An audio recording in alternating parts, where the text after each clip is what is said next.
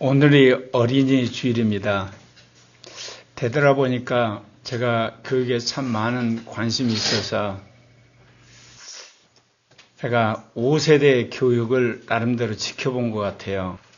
저 자신이 부모님한테 또는 할머니, 할아버지 교육을 받고 자랐고, 또 지금 선교사로 가 있는 김선자 선교사라든지 신동호 선교사를 제가 목회자가 돼서 비록 청년 교육을 했던 것 같고, 그리고 이제 고천 간사하고 은천이를 키워보고, 지금 20대 스찬이라든지 그리고 또 수루라든지 민혁이, 그리고 주원이, 또 이게 은혜라든지 그런 세대 20세 초반을 이제 키워보고, 또 이제 10대 전후한 이제 은상이라든지 기쁨이란 나라, 또 온유라, 은혜를 키워보면서 세대마다 굉장히 변화가 빠르다는 것과, 제가 이제 와서야 교육이 뭔가를 확실하게 안 것 같아요. 그러면서 내가 참 영적으로 또는 교육적으로 미숙한 것이 있었다. 근데 이제는 우리가 칠통로도 알게 되고 삼위적 계시도 알고 오죽음 오신생을 알면서 이제는 정말 우리 교회가 이 어린이 세대, 청소년, 청년 세대, 장년 세대, 노년 세대에 있어서 교육에서 탁월한 교회가 되리라는 저는 확신이 있습니다. 그러면서 제가 그동안 잘못한 부분이 뭐 있냐, 그러니까 나의 그 약점이 있지 않습니까? 외우기 싫어하고 반복하기 싫어하고 그리고 똑같은 일을 하기 싫어. 그것 때문에 교육에서도 미스가 난 부분이 있다. 그건 다름이 아니라 하나님의 법을 우리 이성에 새겨야 되거든요. 그리고 우리의 마음에 새겨야 되고 생각에 둬야 되고, 그리고 영이 이제 우리 안에 강권적으로 영의 법을 새겨야만 우리가 이 땅에서 거룩하게 살고 그리고 주님이 기뻐하는 선한 사람이 되는데, 제가 영의 법만 강조한 거예요. 왜냐하면 제가 외우는 거 싫어하니까.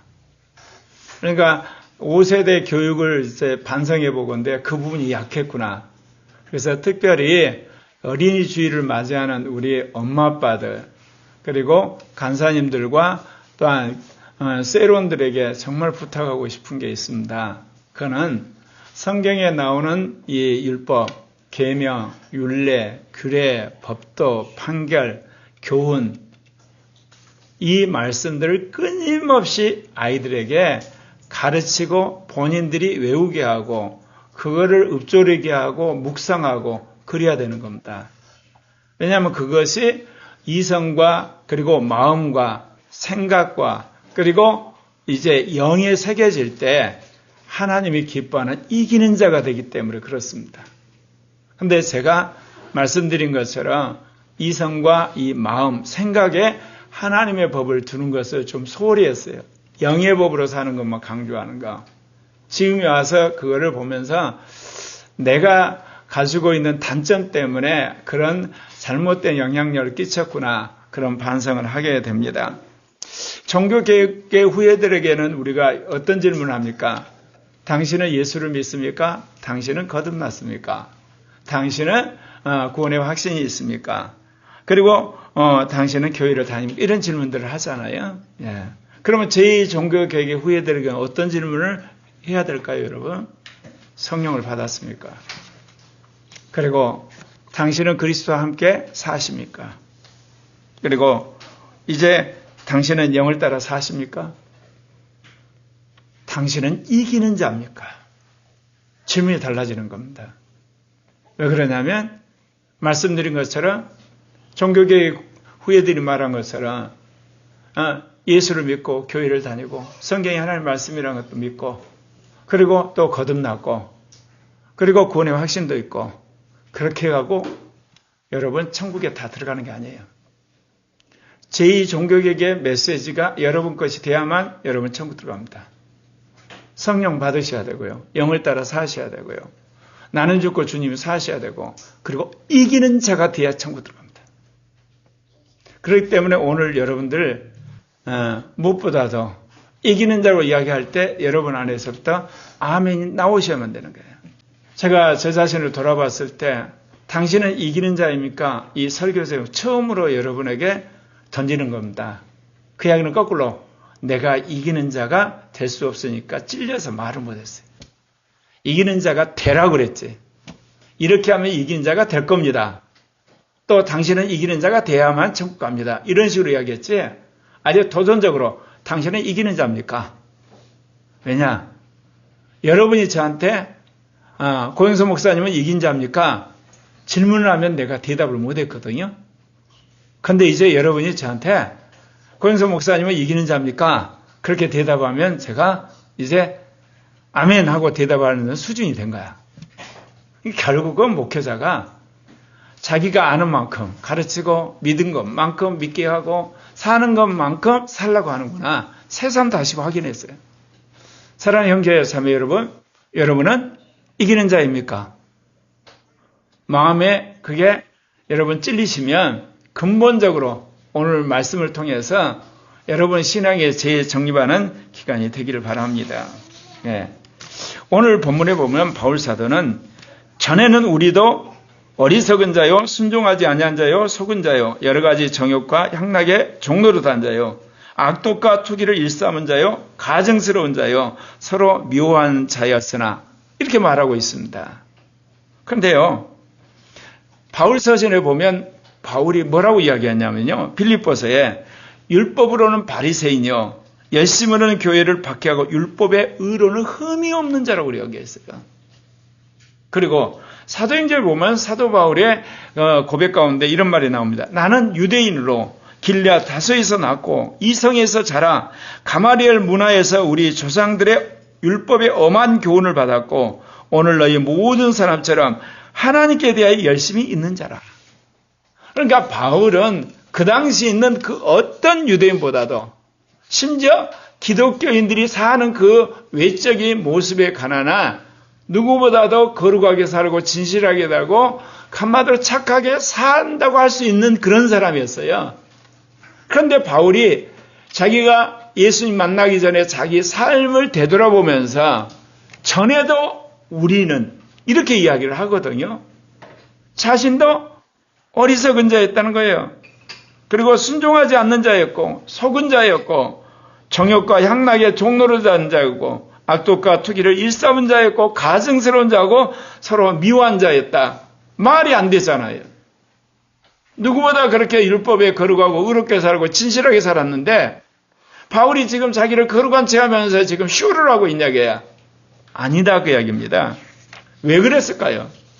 첫째, 하나님 앞에서 의를 깨닫고 나니 율법적 의는 교만과 자기 의로 가득 찬 위선이었다는 걸 알게 된 겁니다. 여러분 어떠시나요? 여러분이 거듭나기 전에 또는 여러분이 성령 받기 전에 여러분이 정말 하나님 자녀라고 인식하기 전에 여러분의 삶을 돌아보면서 나는 정말 악한 자이고 나는 죄인이고 나는 못 쓸 사람이란 고백이 절로 나오나요? 잘 안 나오시죠? 그래도 나는 다른 사람보다 괜찮게 살았다는 생각이 딱 나오시죠? 그러면 이기는 자 되는데 아직 멀었습니다. 바울은 과거의 외적인 종교 행위로서 율법의 의로는 흠이 없었지만 회심한 이후에 그것이 참된 의가 아니었다는 걸 깨달았던 거예요. 나는 예수 믿기 전에 거짓말 별로 하지도 않았어. 나쁜 짓도 별로 안 했어. 그리고 나는 이게 누구 때리지도 않았어. 나는 괜찮은 아이였다는 생각을 가지고 있느나 여러분은 아직도 위선적인 가치관이 있다 그 이야기입니다. 네. 빌립보서 3장 9절에 율법에서 난 의가 아니요 오직 그리스도를 믿음으로 말미암는 의만이 하나님이 인정합니다.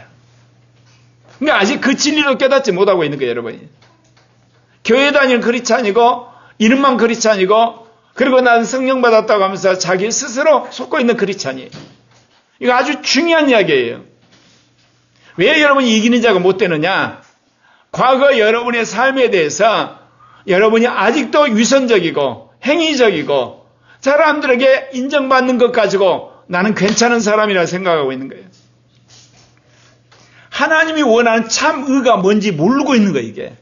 그러면 언제든지 마귀한테 홀려가지고 이단한테 홀려서 여러분 패배하는 자가 되고 멸망으로 갈 수 있습니다.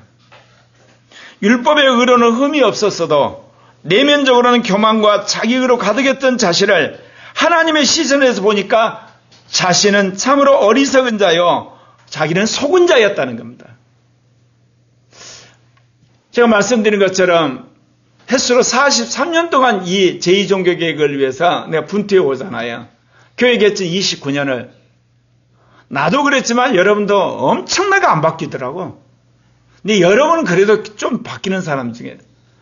단동성에 운동하면서 목사님들, 장로님들, 권사님들, 집사님 만났을 때 거의 안 바뀌어요.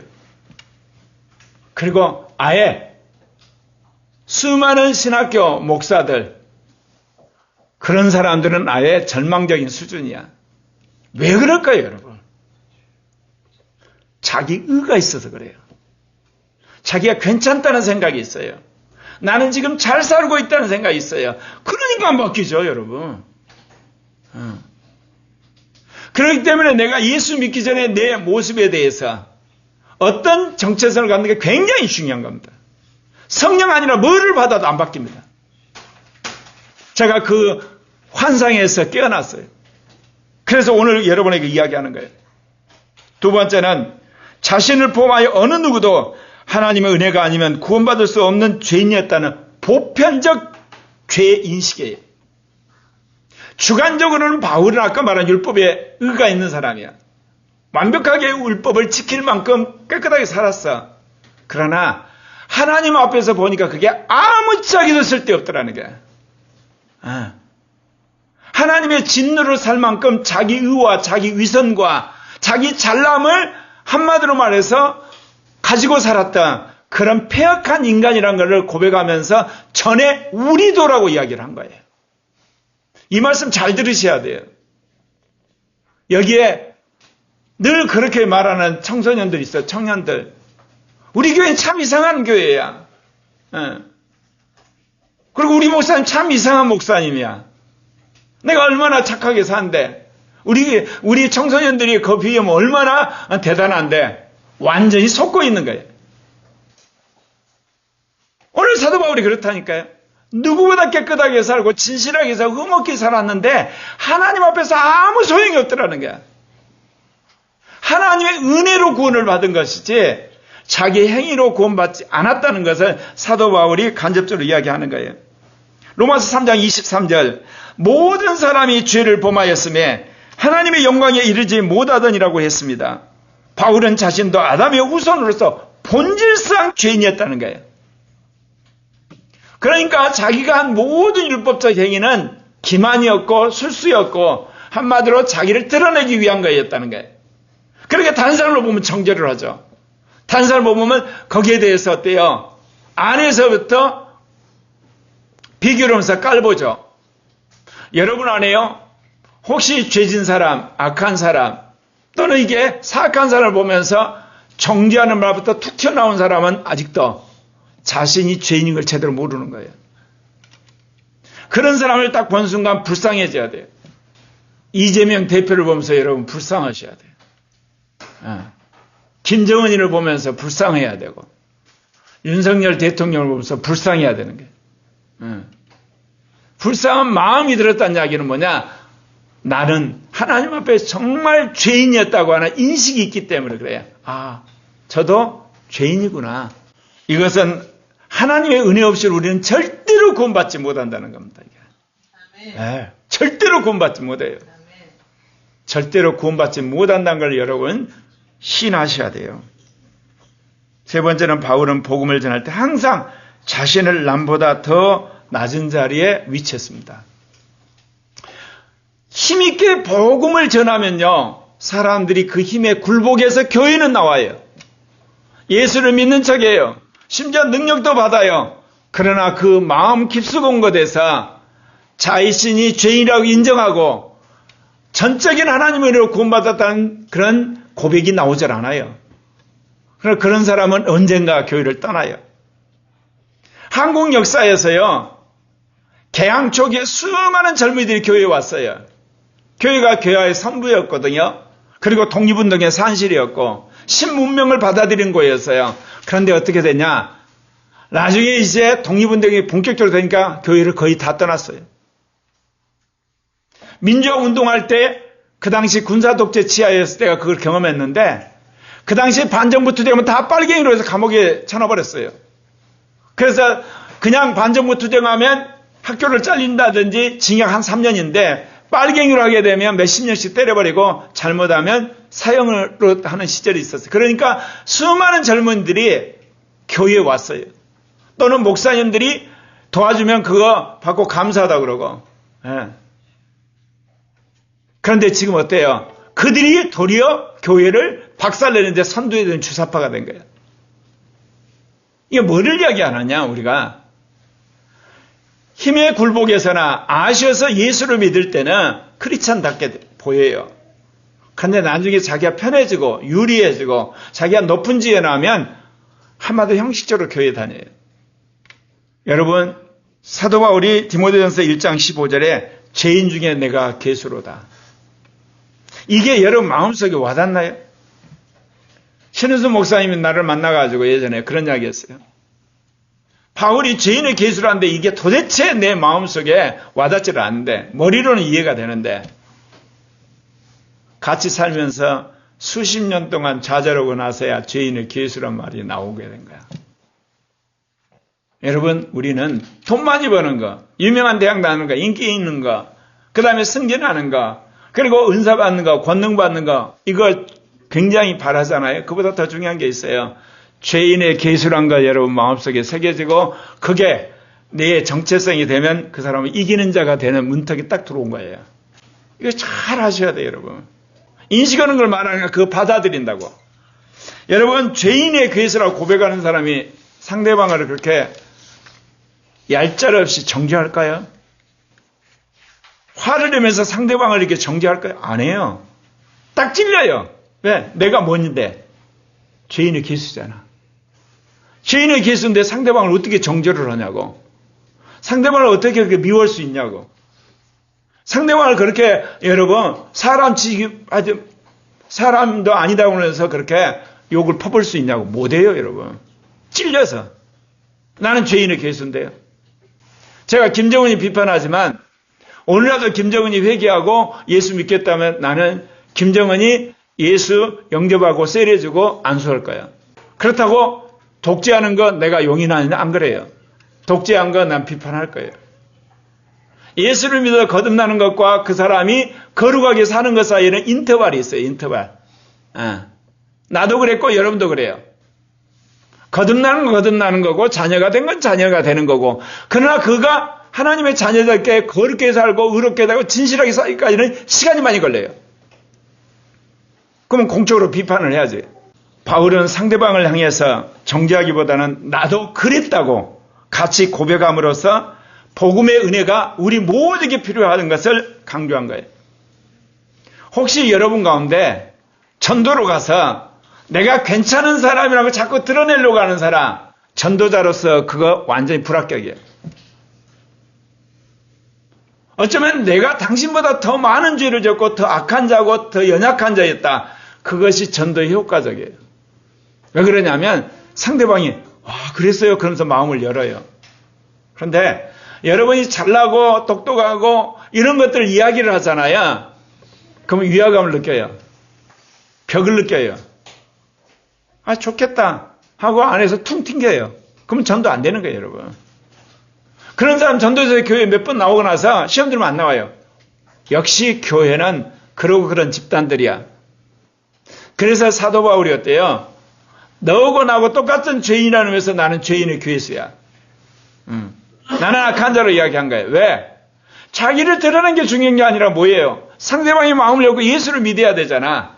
그러니까 나는 망가져도 된다는 거예요. 여러분 어떠시나요, 여러분? 아직도 자기를 높이셔야 되죠? 그래서 자기를 괜찮다고 하는 사람 이야기해야 되고. 아직 멀었어요, 여러분.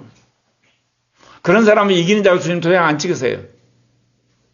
그럼 어떻게 마귀를 이겨요? 마귀가 그 교만하고 자고하고 잘난 거 이용해가지고 어느 날 확 주셔버리면 확 넘어져 버리는데, 여러분 마귀가 공격해도 여러분 넘어지지 않는 비결이 있어요. 나는 죄인의 개수다. 나는 쓰레기다. 나는 티끌 같은 존재다. 나는 버러지란 것이 말이 아니라 자기 안에 인생처럼 들은 사람, 마귀가 그 사람을 어떻게 할 방법이 없어요. 쓰레기인데 어떻게 하나고, 먼지인데, 죄인의 개수인데, 마귀 어떻게 할 방법이 없다니까. 근데 여러분이 잘난 체하고 뻐기고 괜찮다고 하는 순간 밑으로 흔들어 버려요. 그럼 딱 넘어지는 거예요. 우리도 전에는 어리석은 자였습니다. 헬라어로 어리석은 자는 지혜가 아닌 세상의 가치관을 따르며 하나님을 부정하는 자를 말합니다. 예컨대 하나님의 존재를 무시하고 자기 생각은 옳다고 주장하는 사람이 어리석은 사람입니다. 우리는 IQ가 부족하다든지 지식이 부족하다든지 학벌이 이게 부족한 사람은 어리석은 자라고 해서 그렇지 않아요. 성경에서는. 하나님이 없다고 하는 사람은 어리석었다고 생각하는 거예요. 예.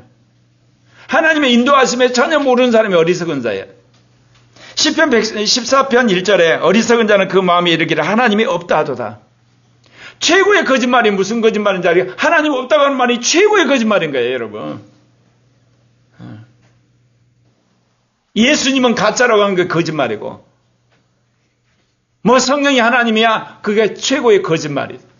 삼위일체 하나님을 부인하는 것이 최고의 거짓말이고, 그런 자가 어리석은 자예요. 두 번째는 우리도 전에는 순종하지 않는 자였다. 헬라어로 순종하지 않는 자는 고의로 하나님의 말씀을 거절하고 거역하는 자를 말하는 거예요.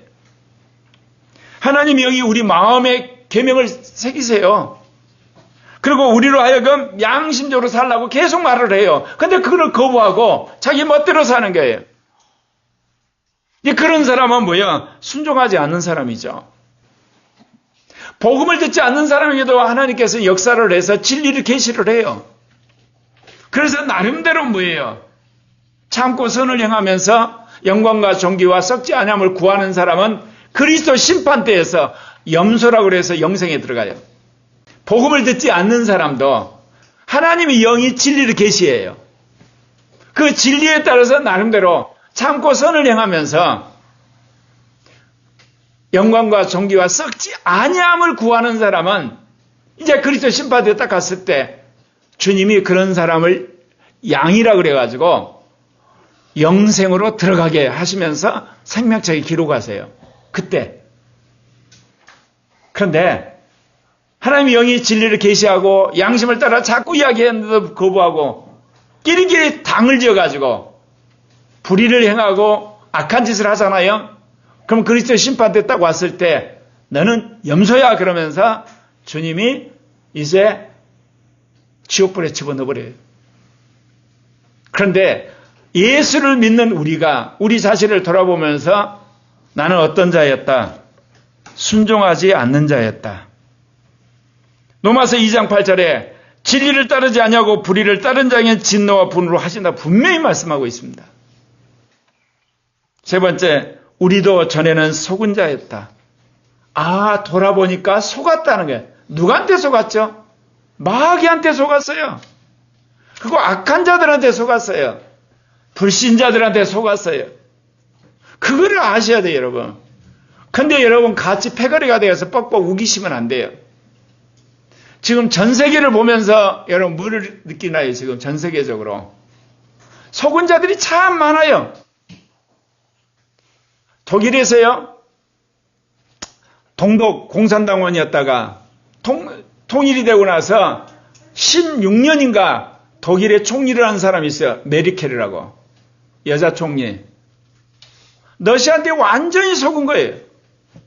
그래가지고 독일을 번영시켰다는데 지금 독일을 망하게 한 여자 총리야. 푸틴과 러시아가 어떤지 모르고 거기에 가스 갖다가 그 가공에서 잘 사니까 그야말로 이제 위대한 총리라고 16년 동안 호의호식했어요.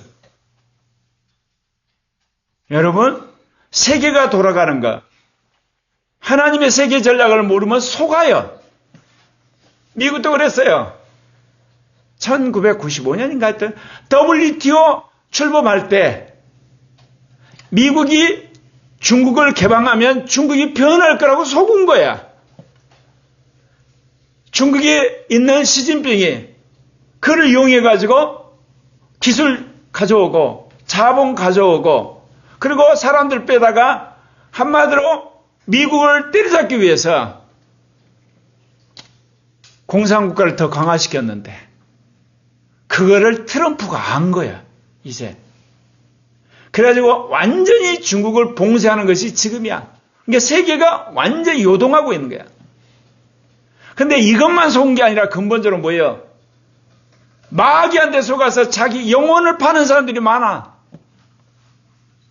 내가 이런 음란한 지대도 난 천국 갈 천만의 말 속고 있는 거야. 거짓말해도 되겠지. 속고 있는 거라니까. 내가 이렇게 불순종해도 속고 있는 거라니까, 여러분. 여러분, 마귀한테 속고 있고 세상한테 속고 있는 겁니다. 네. 헬라로 속은 자는 세상의 거짓 사상과 철학과 이단에 미혹된 자를 말합니다. 오늘날 번영의 복음, 진화론, 공산주의, 인민민주주의, 만몬주의, 뉴에이지, 동성애 인권에 빠지는 사람들을 말해요. 대법원에서 이재명 대표 유죄 취지에 환송하니까 어때요? 대법원 판사 10명 탄핵하겠다 그러잖아. 조희대 대법원장 탄핵하겠다 그러잖아. 그들의 생각과 양심이 어떻다는 거 이제 드러나죠? 제가 일찍 이야기했잖아요. 이재명과 민주당은 신공산주의라고. 국민이 속고 있어, 지금도. 절반이. 왜냐? 이념에 사로잡히면, 진영 논리에 사로잡히면 속아요. 그래서 여러분, 세계를 바라볼 때 하나님 편에, 하나님 진영에 서 있어야만 적어도 여러분이 속자가 되지 않아요. 나중에 보면 그게 드러나요. 네 번째, 우리도 전에는 정욕과 향락에 종노릇하는 자였다. 헬라어로 정욕과 향락에 종노릇한 자는 육체적 쾌락과 욕망에 사로잡혀서 하는 사람을 말해요. 구체적으로 음란물, 술, 마약, 유튜브, 게임 이런 것에 완전히 말하자면 환상에 사는 사람들. 그거 없으면 살맛이 없는 사람들. 예. 그렇게 쾌락을 위해서 자기를 희생하는 사람을 살아요. 이런 사람이 어떻게 되겠어요? 예전에 그렇다면 이제 끊어야 되잖아. 싸워야 되잖아. 갈라디아 5장 16절에 육체의 욕심을 이루지 아니하려거든 그랬어요. 육체의 욕심을 이루면 멸망으로 가는 겁니다, 여러분. 그리고 다섯 번째, 우리도 전에는 악독하고 투기하는 자였다. 헬라에서 악독한 자는 악의적인 태도로 남을 해치려는 생각을 가진 사람을 말해요. 대표적으로 일부러 남을 깎아내리고 상처를 주는 사람들이에요. 내가 어린아이들, 청소년을 보면 왜 그렇게 남을 향해서 손짓하고 빈정대고 그런지 모르겠어요. 이게 뭐냐? 다 악독한 영이 들어있어요. 투기하는 영이 들어있어요. 그거 안 고쳐져요. 나 요즘 어린아이, 청소년, 청년들 가끔가다 옆에 들으면요. 욕을 그렇게 많이 하더라고. 외국의 수많은 교육학자들이 한국의 교육이 본받는다 그러는데 그 사람들이 속고 있어. 한국에서 엘리트들, 최고로 앞서가는 사람들은 탁월한데 중간 이하는 완전히 지금 망하고 있어. 정교조 교사들, 학생 인권조리 하면서 아이들 윤리교육, 도덕교육, 양심교육 다 놓아버렸어. 예전에 우리는 그거 안 그랬어요.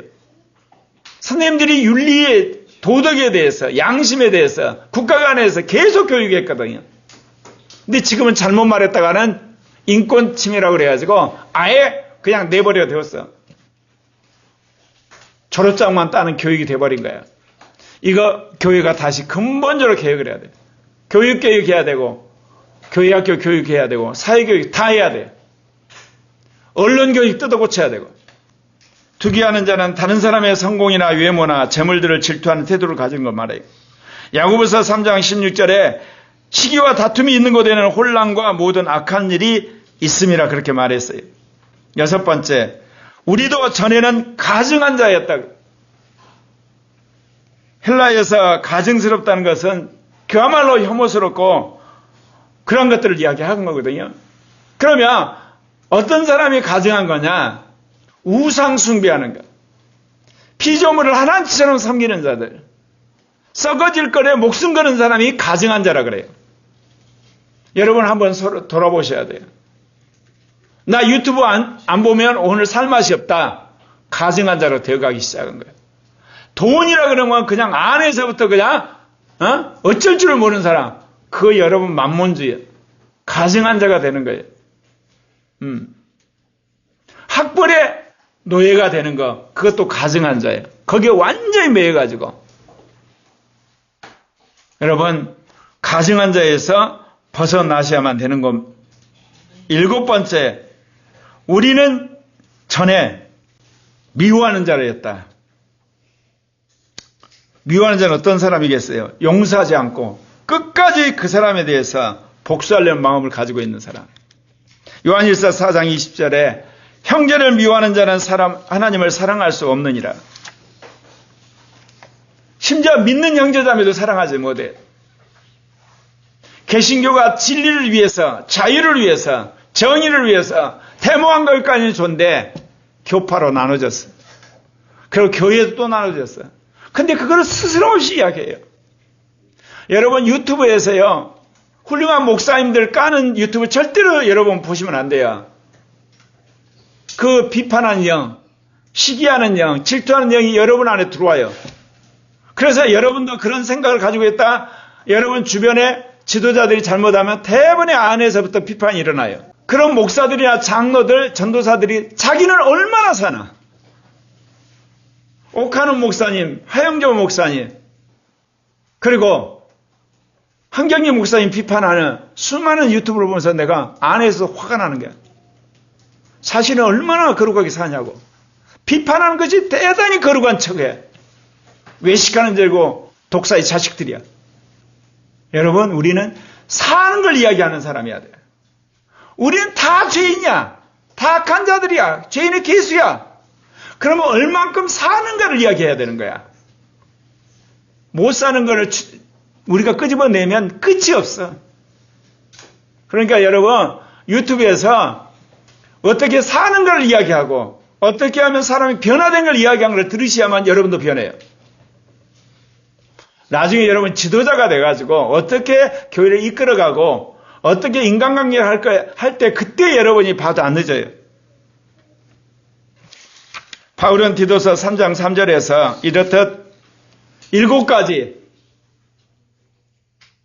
악한 자들을 이야기를 하면서 전에는 나도 그랬다는 거예요. 나도. 왜 그랬어요? 인간이 본래 죄인의 상태라는 거예요. 그렇기 때문에 우리가 구원받는 것은 우리의 그 어떤 공로도 있을 수 없다는 거예요. 그래서 이제 디도서 3장 4절에서 하나님의 자비와 사랑이 나타나심을 이야기를 하는 겁니다. 우리 구주 하나님의 자비와 사랑, 사람 사랑하심이 나타나실 때, 여러분의 구원은 주도적으로 하나님이 하신 거예요.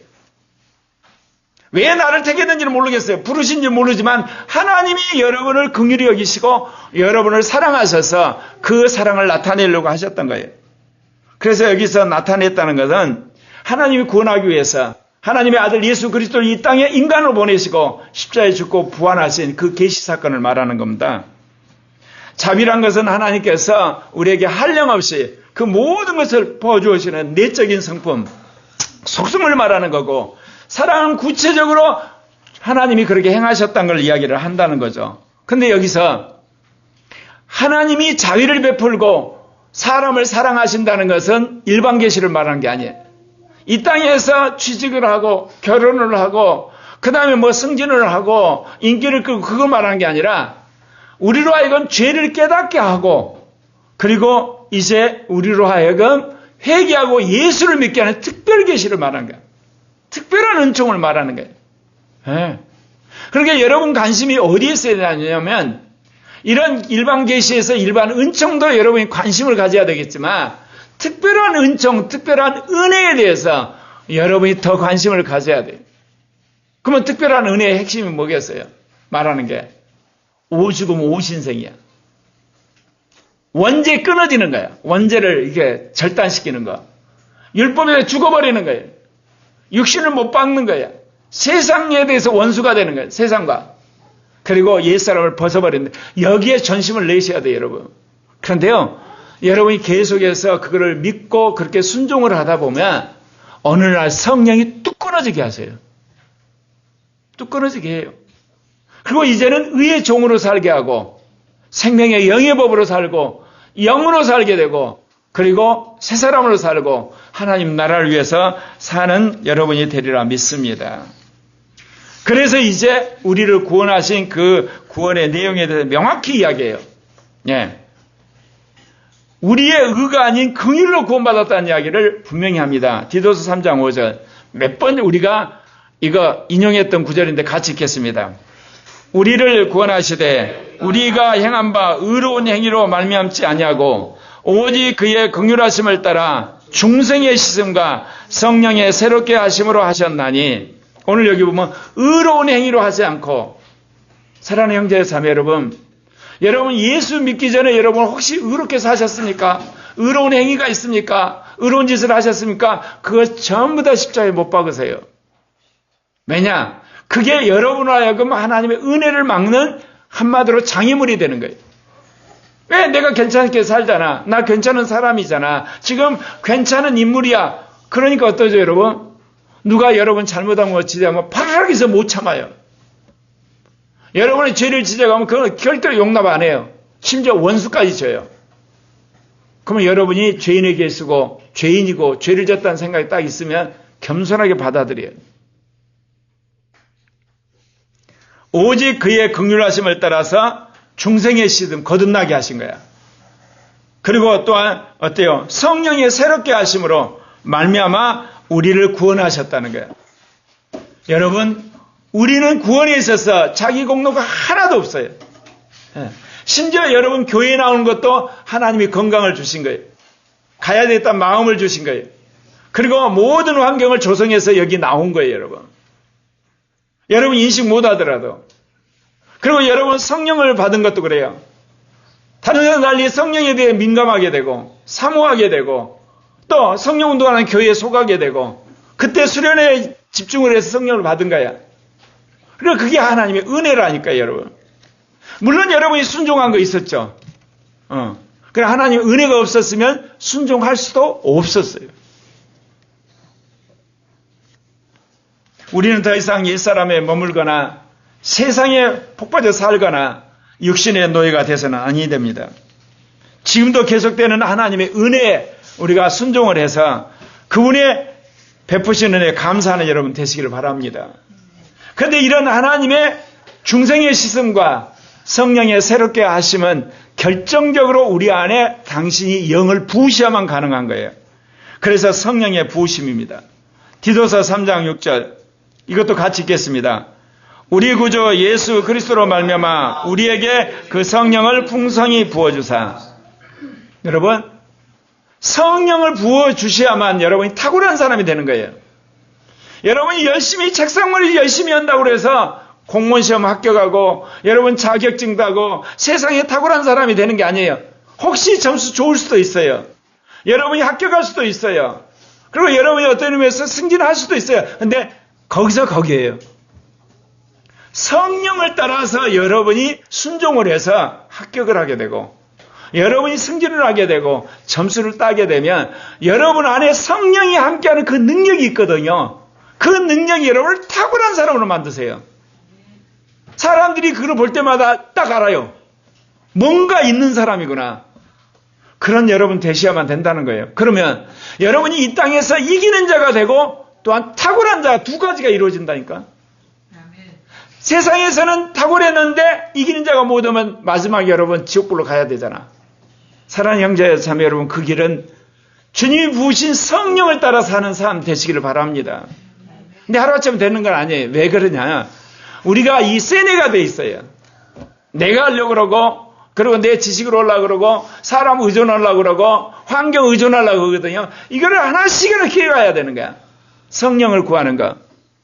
내가 지난 주간에 그런 이야기 했죠. 처음으로 아침 일어나서 물량 논문 쓰면서 막히면 옛날 같으면 잠깐 뉴스 본다든지 아니면 무슨 이렇게 신학 글 쓰더니 그랬는데 모든 것 내려놓고 하늘 향해서 기도하는 거. 처음이에요, 처음. 오후 6시가 돼가서 깨져버리긴 했지만, 그런 경험을 하면서 어제도 좀 시도를 했어. 한 3시간 동안. 앞으로 이제 그게 잦아질 것 같아. 그럼 왜 그러냐, 내가. 하나님의 영의 충만을 받고 하나님 나라를 위해 살지 않고는 안 되겠다는 생각을 한 거예요. 삼위일체 하나님의 구원 사역에 간단하게 나와 있어요. 하나님 아버지는 구원을 계획하는 구원자세요. 예수 그리스도는 구원을 실제로 성취하신 분이세요. 성령은 우리를 구원을 적용해서 완성하신 분이세요. 그러면 여러분, 아버지는 계획해서 여러분 불렀어요. 예수를 믿어서 여러분의 구원의 모든 걸 예수님이 성취했어요. 이제 여러분은 어때요? 구원을 적용해서 구원을 완성해야 될 거 아닙니까? 그러니까 여러분 영의 충만을 받으셔야만 하는 겁니다.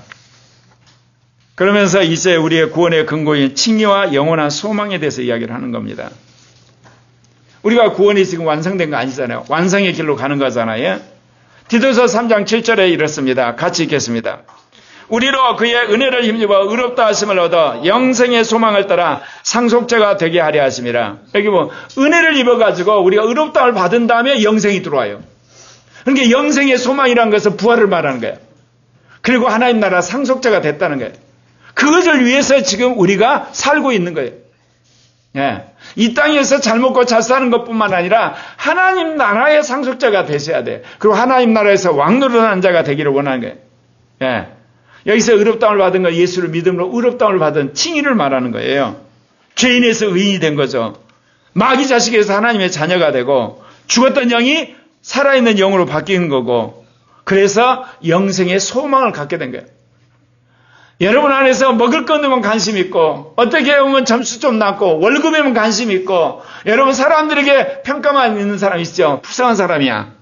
영생의 소망이 있어야 돼. 내가 사는 목적이 뭐냐? 예수님 오실 때 나로 부활해서 나도 하나님 나라에 영원히 산다. 그 가치관이 새겨져야 된다니까. 그것 때문에 오늘 여기 온 거 아니에요.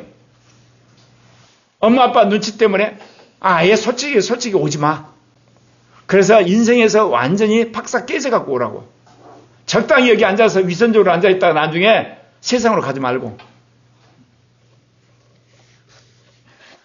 이제 우리가 이렇듯 영생의 소망을 따라 하나님의 상속자에 대한 정체성이 생긴다면 뭐 해야 되겠어요? 선한 일에 힘쓰는 사람이어야 돼요. 자, 우리가 지금까지 종교개혁에서는 뭐래요? 예수를 믿음으로 구원받던 건 강조해요. 제2종교개혁은 이기는 자가 됐죠. 성령을 받은 자가 됐죠. 이제는 그리스도가 사는 자가 됐죠. 이제는 하나님 택한 자가 됐죠. 그건 뭐예요? 선한 일을 행하는 사람이에요. 의로운 일을 행하는 사람이야. 진실하는 것을 행하는 사람이야. 불의와 싸우는 사람이야. 구조적 죄악과 싸워야 돼. 하나님 그걸 원하시는 거예요. 디도서 3장 8절. 이 말이 미쁘도다 원하건대 너는 이 여러 것에 대하여 굳세게 말하라. 이는 하나님을 믿는 자들로 하여금 조심하여 선한 일을 힘쓰게 하려 함이라. 이것은 아름다우며 사람에게 유익하니라. 예, 믿는 사람은 실천하게 돼 있어요. 이기는 사람은 그렇게 행하게 돼 있어요. 주님이 저를 70평생 훈련시켰어요. 왜 그러냐? 제2종교개혁은 행하는 개혁이니까, 실천하는 개혁이니까, 사는 개혁이니까. 제가 새벽 예배 때 그런 이야기 했는데, 제가 요즘 진화론과 싸우잖아. 일찍이 상대론과 싸우고, 그리고 이제 동성애 인권하고 싸우고, 그 이유가 뭐냐? 분명히 500년 전에 기독교 문명 속에, 개신교 문명 속에 시작된 오늘날 현대 문화가 반기독교로 완전히 바뀌어져 가지고 기독교 줄인데 혈안이야. 그렇다면 그들의 잘못된 것을 폭로를 해야 되잖아. 근데 주님이 너가 진리의 영을 받았으니 내가 모든 진리를 가르쳐준다고 그랬으니까 싸워라. 장래일을 가르쳐준다니까 그거 받아라. 그래서 요즘은 내가 엄청난 도전을 받아요. 전 세계 이 잘못된 학문과 싸우는데 내가 정말 하나님의 영으로 충만코 않고는 이들과 싸워서 이길 수가 없겠구나. 그래서 가끔가다 제가 챗GPT하고 그거 자꾸 물어보는데 챗GPT는 완전히 미래에 대해서 멍청한 애거든요. 영적인 거 멍청하고 그 다음에 뭐 구원에 대해 멍청해. 근데 문득 챗GPT가 질문하다가 이걸 질문하면 영이 나한테 즉각적으로 대답했으면 얼마나 좋을까. 내가 요즘에 그거를 구해요. 개인의 영혼 문제에서부터 가정의 문제, 사회의 문제, 국가의 문제, 세계의 문제까지 내가 물어보면 주님이 적어도 필요하면 그 즉시 대답해 주는 사람이 되는 거. 챗GPT도 즉각적으로 대답하는데 성령께서도 그냥 대답해 주셔야 되는 거 아니겠어요? 내 성령이 너가 항상 구하지 않잖아. 네가 아쉬울 때만 구하잖아. 네 가치관 좀 바뀌어. 네 사고방식도 바꾸고. 그리고 너 태도 좀 바뀌어. 그래 요즘에 피드백 열심히 하고 있습니다. 여러분 조심하여 선한 일에 힘쓰는 여러분 되시기를 바랍니다. 말뿐인 기독교인, 예배당에서만 기독교인, 믿는 사람들끼리만 기독교인이 아니라 안 믿는 사람들 속에서도, 직장 안에서도, 그리고 사회 안에서도 선한 일을 통해서 하나님이 주신 은사로, 그리고 정말 하나님이 주신 말씀의 지혜로 이기는 여러분 되시기를 바랍니다. 오늘 말씀을 들으면서 여러분 어떻게 응답하시겠습니까? 여러분에게 도전합니다. 여러분은 하나님의 은혜에 감사하여 복음의 증인으로 삽니까? 여러분은 오늘 성령의 충만을 구하여 영으로 살고 있습니까? 여러분은 선한 일에 힘쓰며 살아가고 있습니까? 이 질문을 한데도 불구하고 나는 솔직하게 노면한 사람 있죠? 성령의 불배락 좀 받으셔야 돼요. 내가 이야기했죠? 여러분 마음으로 고백을 하셔야 돼요. 의로운 행위로 구하는 게 아니라니까. 아멘입니까? 성령 안에서 여러분 중생의 씻음과 성령의 새롭게 하심과 주의 긍휼로 구원을 받았어요. 그러면 여러분이 어때요? 저거 아멘부터 하셔야 돼요. 내가 그렇게 바뀌었다니까? 그러면 아멘 하다 보면 못 살잖아요. 갈등을 하잖아요. 그걸 아시고 성령이 어느 날 여러분 마음속에 이렇게 새겨지게 해요. 그럼 세상 것이 싫어져요. 육신적인 게 싫어져요. 옛사람이 벗겨져요. 율법적인 게 싫어져요. 잘난 척이 없어져요. 그렇게 돼가지고 여러분이 이기는 자가 된다니까. 기도하겠습니다.